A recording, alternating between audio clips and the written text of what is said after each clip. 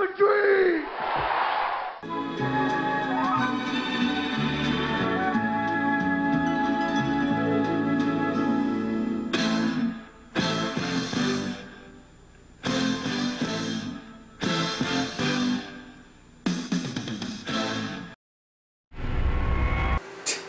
Weird. Oh, hello everybody, it's me, Jeff. I'm here to give you another video. And just in case this is your first video you've ever seen of me, my name is Jose F. Mojica. I know it's kind of a strange name or something. That's why I prefer to be called JFM. Those are my initials, you see. Yep, that's my artist name, and I'm proud of it. Well, as you can tell from the title, this video, I'm gonna teach you how to gut a fish. I'm just kidding. I'm gonna teach you how to make a comic, Jeff and Taylor style.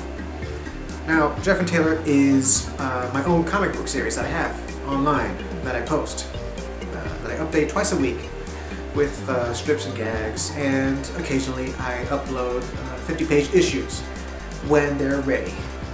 And you know, with me, with a full-time job, balancing that and with my comics, it can be tiresome, but I still strave. Strave, is that a word? I don't know. But if I look familiar to you, you may remember me from a video I made almost 4 years ago called How I Make a Comic.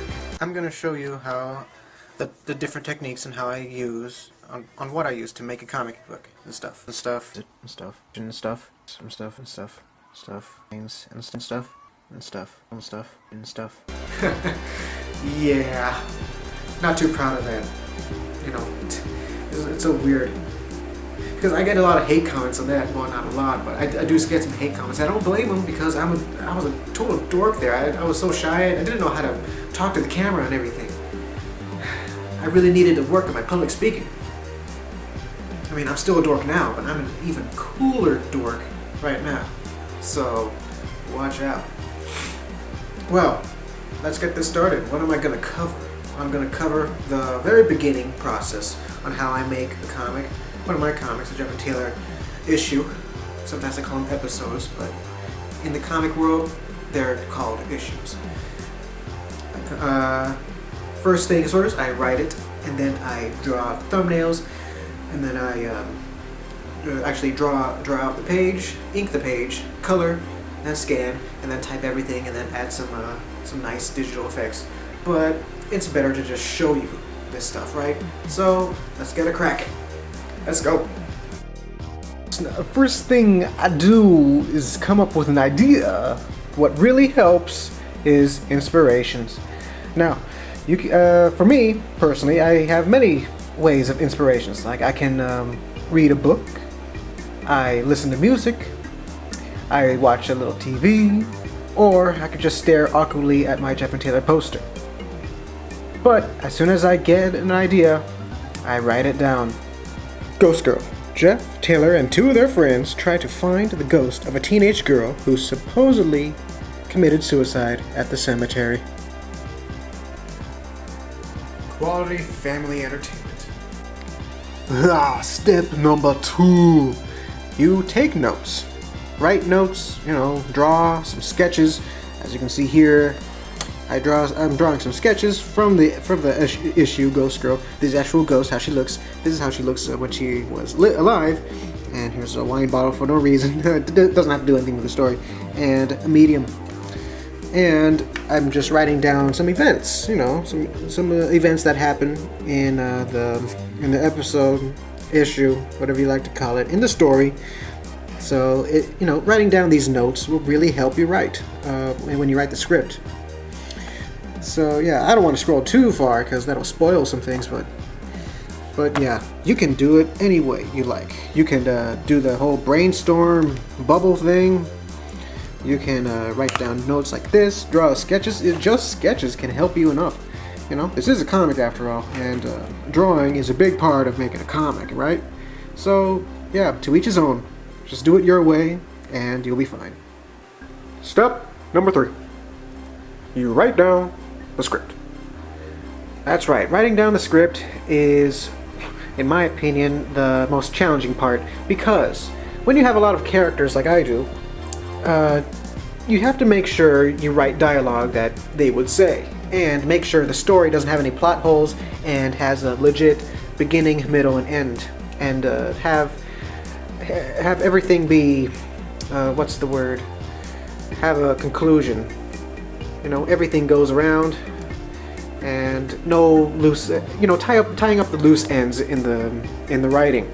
So that's why writing is kind of like the most challenging part. But if you're really creative, it's the most fun part because you get to see how everything grows.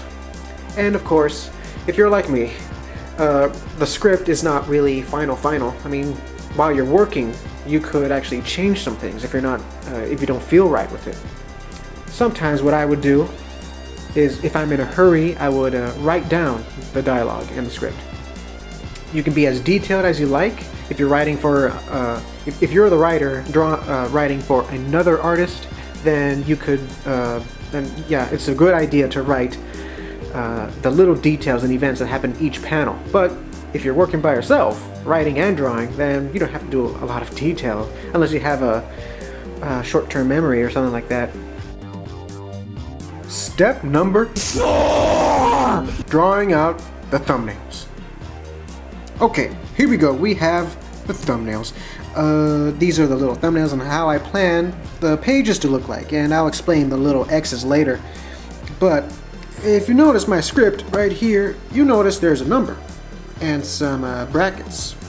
I'll explain those.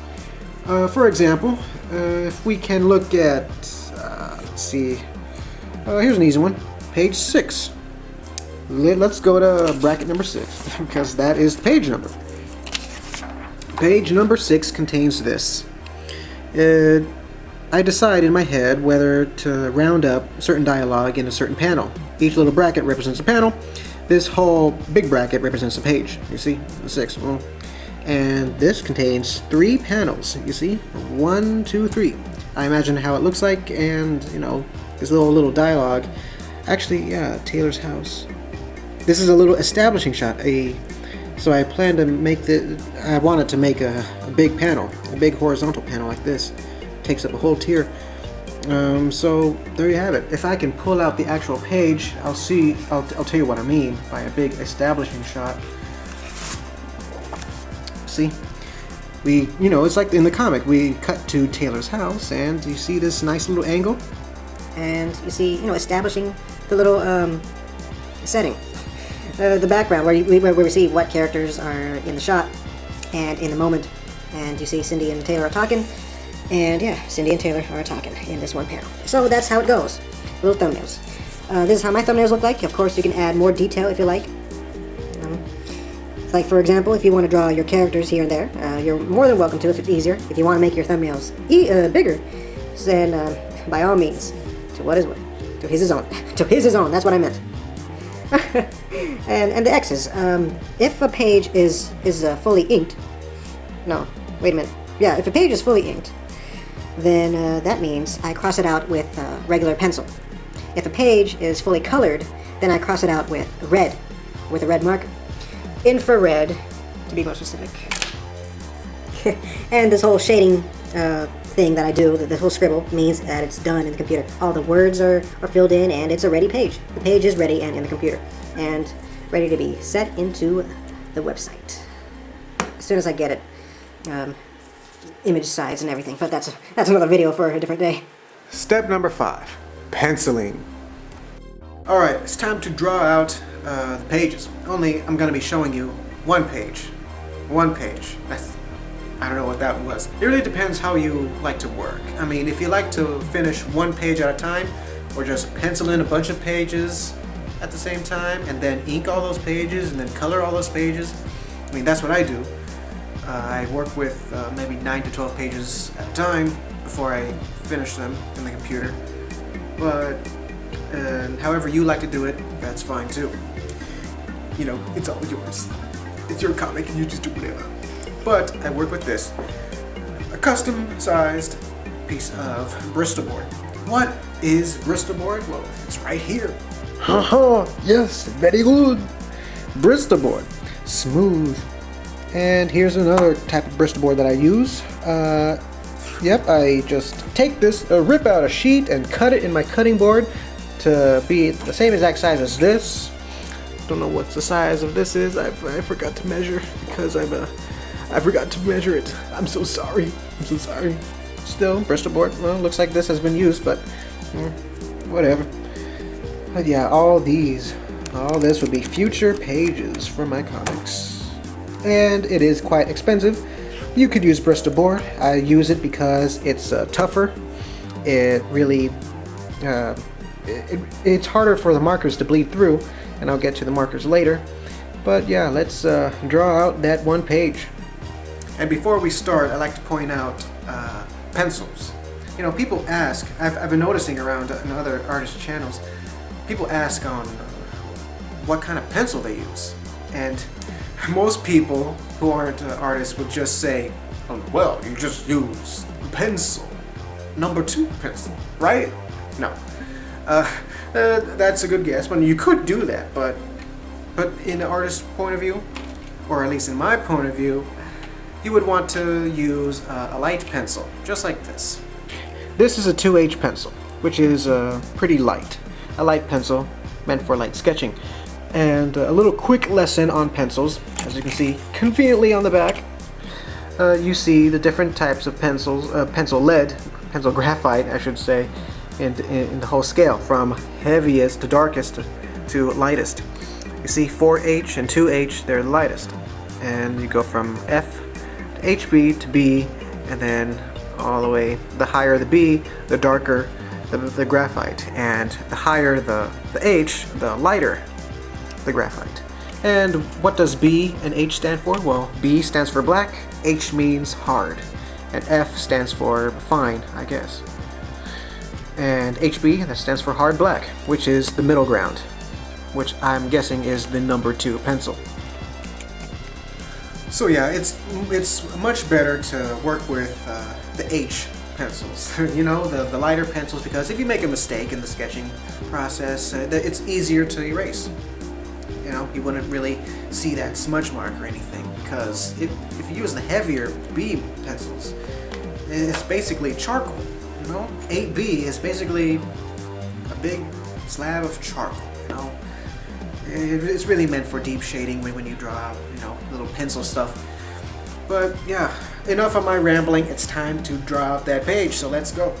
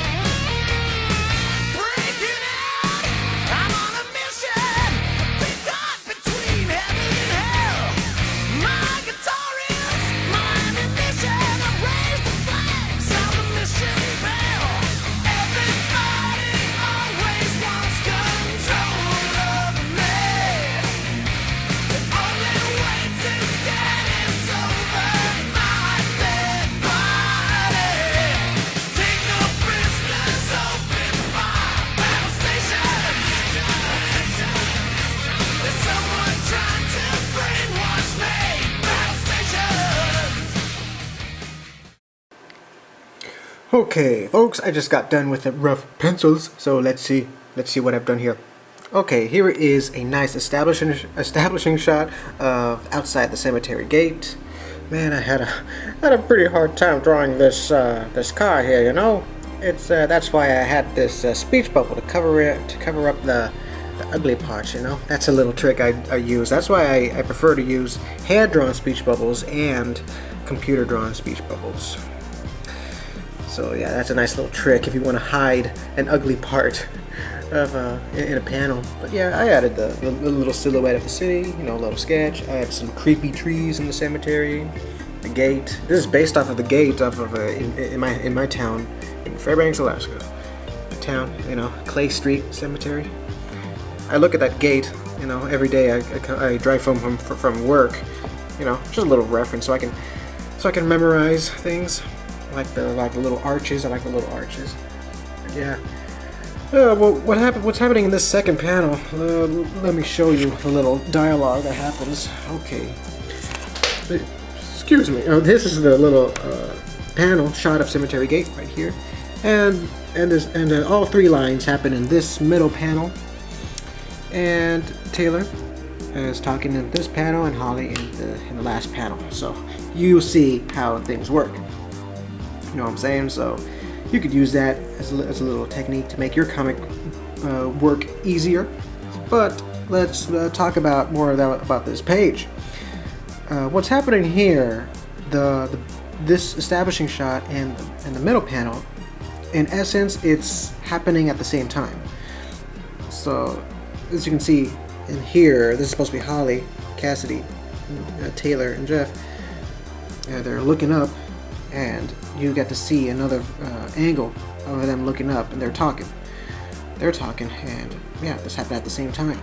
I also like how they're overlapping. Their heads are overlapping the panel. It's really nice when you're overlapping the panels. And a little tip of advice: when you do overlap things like the speech bubbles and their heads, you want to make sure it all flows together, because I don't want to make I want to make sure if I were to I'm going to put a speech bubble here in the computer. I want to make sure that I don't overlap to the top of the panel, because when you draw comics, you want to make sure your reader's eye can flow easily the way you want it. Like 1, 2, 3, 4, 5, 6. You don't want to go 1, 2, 3, 4, 5, because you'll miss this. I know it seems kind of silly, but really, placing your speech bubbles can be really important. What's happening here? Yeah, Taylor with a black eye, because David got him pretty good in the previous page. So that's nice. But Taylor's being positive about it, and Jeff is laughing about it too. And Holly's scared, but we'll see how everything turns out once everything is finished. I'm gonna ink this page now, and I'm gonna continue. So there you have it. Oh, and just to let you know, this whole thing took me about 33 minutes to do. So yeah. And another thing I want to add about the car, I used a reference in my phone. So if you have a hard time drawing something, don't be afraid to use something as a reference. I highly discourage tracing. Don't trace, but really use a reference if you have to. Step 6, inking the page. Alright, here we go, inking the page. But before I start, I want to show you my ink pens. You can get these ink pens in any art store like Michael's or Joann's. And I use a variety of different types of brands. Like here's a Prismacolor, chiseled tip. Here's one of my favorites, Faber-Castell. This is a B, which means it's a brush tip, which really helps with your line variations. And there are many different types of sizes with the Faber-Castell. Here's another B, which is a brush, a bold brush, a very big black brush. Love that when I ink in the large areas, black. Here's a small, F for fine, and this is a different brand, Pigma Sensei Sakura from Japan. This is 6mm, which is nice. Japan. And the Faber-Castells, this is a medium. Faber-Castells are what made in Germany. It's made in Deutschland, because everything in Germany is superior. Let's see. And this is another Prismacolor, which is, I believe Prismacolor is made in Japan. This is made in Japan. This is weird, because my Prismacolor markers are made in the USA, I think. Yeah, so that's weird. There you have it. Okay, I'm gonna ink the page now. Watch and learn.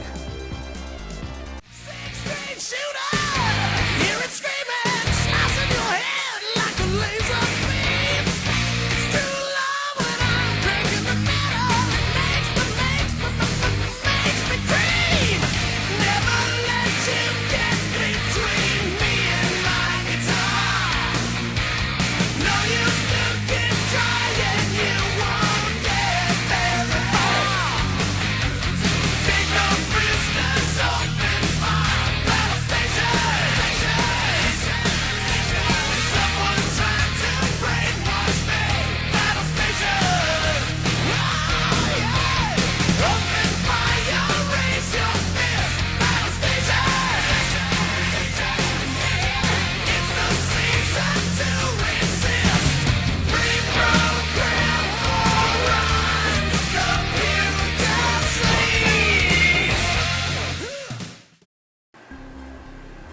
Dude, check it out. I'm done with the inking, dude. Okay. Let's see here. It took me about maybe 39 minutes to ink all this. Yeah, 39 minutes. All because of this panel. It has a lot of detail, so I had to take into consideration. You know, this is inking. This is finalizing lines and junk. So I have to be very careful. That's why it took me a bit longer. So yeah, there you have it. This is the inked version, and I'm gonna color it soon. You'll see a bit of pencil, but you know, I can always erase that in the computer. You know, when I upload this in Photoshop. Excuse me, T-Square. Oh, this is my T-Square. I didn't properly introduce him. He helps me to create these straight lines, these straight perpendicular lines, to make these lines perpendicular. Because look at that, perfect 90-degree angle. Of course, it's not perfect, but it really helps. It's also a straight edge, you know. It's also a ruler. All right, what else? Oh yeah, you might have noticed that when I was erasing, it kind of, you know, I was holding the corners here and there. And here's a little tidbit of advice. Here, that's one advantage that Bristol board has over regular printing paper, because when you erase, you know, whenever you erase something on regular printing paper, do you hate it when it does a crease like that? You pull back, you make a crease. I hate creases. When you do erase, you know, you erase. When you get into a corner, press down, your thumb on the corner and your index finger, kind of pulling away, kind of like stretching this area, so you wouldn't really pull it back. Or, here's something cool, you just stroke forward and lift up. Stroke, pull, you know, right towards the thumb or the corner. You know, you can do it like this too. Be a little bit faster. There you have it. That way you won't do this. Ah! Done it all! Done! Stop, Salvin, coloring the page. Alright, here we go. I have markers. I use a lot of art markers, Prismacolor markers, and Copic markers. Man, I have a lot of them. This little drawer contains my cool colors.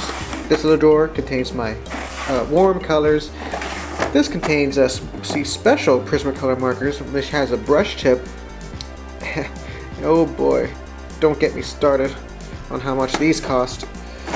And up here are the grays and the blacks. Over here are the browns and skin colors. And down here are my Copics, but pretty much all of them. All that. So yeah, 2 different marker brands, but they're really good. They're high quality. Different companies from different countries. Copics are made in Japan, while the Prismacolor markers are made in the US of A. It takes a lot of practice, but if you practice enough and know your shading, you can assemble color pages like these. This is how I color my comics now, with a little bit of digital too. So this is how they look. You know, this is how the characters look. And yeah, I love this technique. I absolutely love working with markers. Now, if you're wondering where you can get these, you know, just like the ink pens, you can get them in Michael's or Joann's or any art store. And how much do they cost? Well, they're pretty expensive. They cost like maybe $4 to $5 each. I know for a fact I bought these, the brush tip ones, for $6 each. And hoo boy. But enough talk. Let's rock and color this page.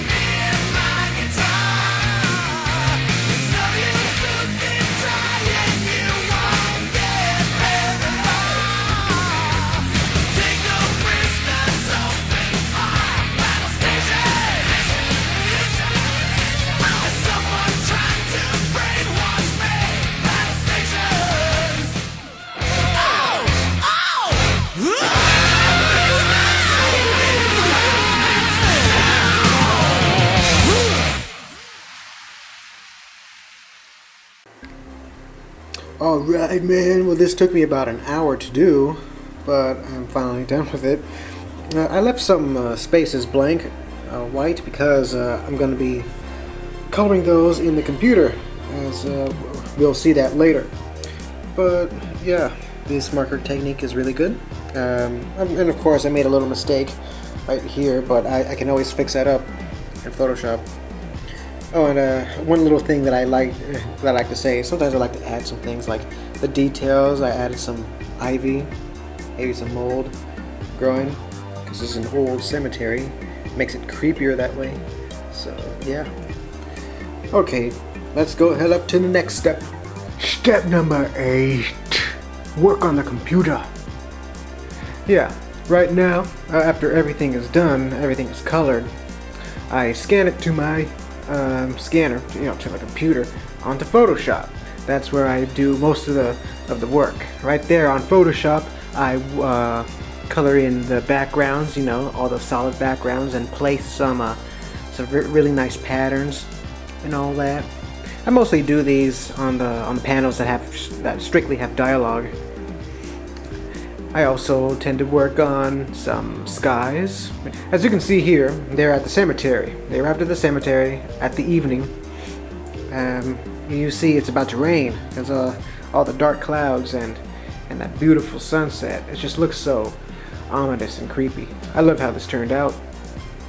I also turned to Adobe Illustrator to actually make some of the signs and more digital speech bubbles. I'm gonna make that one speech bubble, as you'll see here.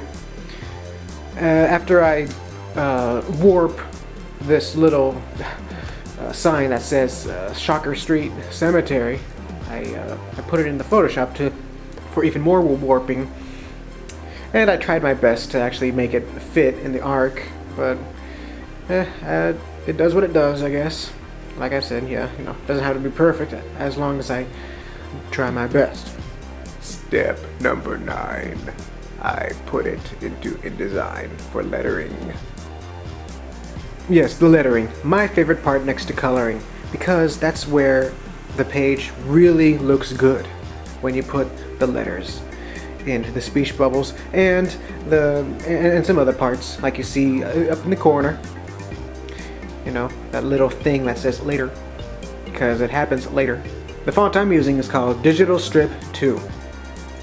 And you can find this font and many other comic fonts in this website, blambot.com. I highly recommend that you visit that website if you want to download some fonts and typefaces. They have typefaces of every type, that's comic related. You can also use it for your design work or whatever. I highly recommend that. Some you have to purchase and some you download for free. So when I do lettering, I always want to make sure that my font is centered. My sentences are centered because it looks neat.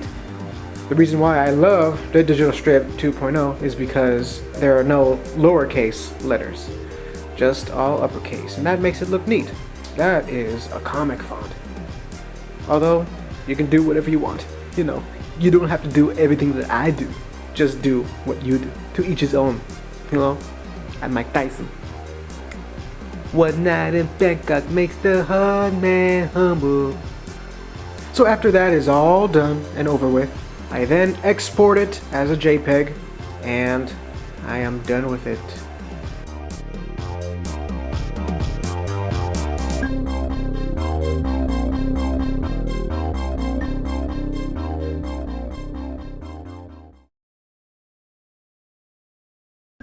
So there you have it, folks. How to make a comic, Jeff and Taylor style. Now, I've covered in the beginning how I came up with the idea, coming up with an idea. But many people out there want to ask, how do you come up with an idea for the whole series? I covered how to come up with an idea for one story, for one issue. But how do you come up with an idea for a whole series? I've gotten this question many times because there are people that don't stay motivated with their story, with their series. And I say, go ahead and do a story that you want to tell. A story that you want to make and share with the world. Because if you try to make something that you think is, that you want to be popular, that you think other people would want, then you'll most likely quit on it because you're not really that interested. I mean, that's what these big executives do, you know. What do these people want? We gotta know. We gotta ask a few people because they represent millions of people. Am I right? We need the money. No, it's not like that. I say, well, if you have to make your own comic, that do a story that you want to do. I mean, how I made my Jeff and Taylor series. It's been a series. These characters have been with me ever since I was a kid. Ever since I was like 10 or 11 years old. It wasn't until I was 14 until I really decided to put them in a little series. And then right now, as I'm standing, I'm sharing them with the world a little bit, a little part of the world, with my website and everything. So I hope that'll grow and everything. But yeah, a man could dream, right? I mean, I have dreams that Jeff and Taylor will become an animated series if it gets picked up or something. But yeah, like I said, a man could dream. I'm not the only dreamer in the world. So yeah, I hope this video helped you. I hope it inspired you. I hope it helped you come up with your own ideas. And yeah, good luck with all your comic work and all your drawings. You know, if you have a dream, don't give it up. Even if it doesn't have to do with the drawings or the comics. If you want to if I want to dream to be a rock star or a doctor that might save the world from diseases and famine, then you go ahead and do that. Just do what you feel like is right. Walk your own path. Now, if I might wish upon a star tonight, have your permission to talk about my series. Oh, here we go. Now, Jeff and Taylor is a series about two teenage boys on misadventures, but it's more complex than that. I mean, these two boys come across these weird supernatural predicaments. Sometimes they face real-life issues like bullies, and overall is full of wackiness. Well, my comic is like a comic that I would want to read when I was a kid, so I might as well make it a reality. J&T has many different genres. It has comedy, action, adventure, sci-fi, horror, a little bit of romance, a little bit of drama, and all that good stuff. Makes you feel good, it makes you feel sad, makes you feel angry, you know, it plays with all your emotions, you know. And I have a whole bunch of cool characters too. I mean, I'm going to point at the supporting characters. Like you have Cindy, Jeff's older sister, Maria, Jeff's little sister, David, Jeff and Taylor's grumpy neighbor. You have Kim, who is Jeff and Taylor's adult scientist friend. You know, she makes a whole bunch of weird inventions and they go awry. You have Blue, the sad girl who is obsessed with the color blue. You have Jane, Jeff's love interest. And of course you got the West End girls, the busty foursome who made friends with Jeff and Taylor. Yeah. So there you have it. If you're interested in reading my comic, then go ahead and I encourage you to visit the website, and you can also subscribe to this channel if you want. I have a whole bunch of stuff in this channel, like character descriptions, more tutorials, little trailers for when an issue comes out. And you can also visit my blog, my DeviantArt, you know, all the links are on the Jeff and Taylor website. Also, if you know somebody that really likes to make comics and all that, or really wants to learn how to make comics, then go ahead and show them this video. You know, share this video and show them to as many people as you want, because, you know, I would really appreciate that. So, yeah, that's the end of my speech and the end of this video. You know, this video it's been pretty fun to make. You know, it's one of my best videos, I think. It's better than the god-awful How I Make Comic Part 1, How I Make a Comic Part 2 back in 2009. So weird. And stuff. Gotta make a remix of that. Jeez. So, there you have it, folks. I'm done here. So JFM out. And I wish you a good day, a good night, and Godspeed, everyone. Goodbye.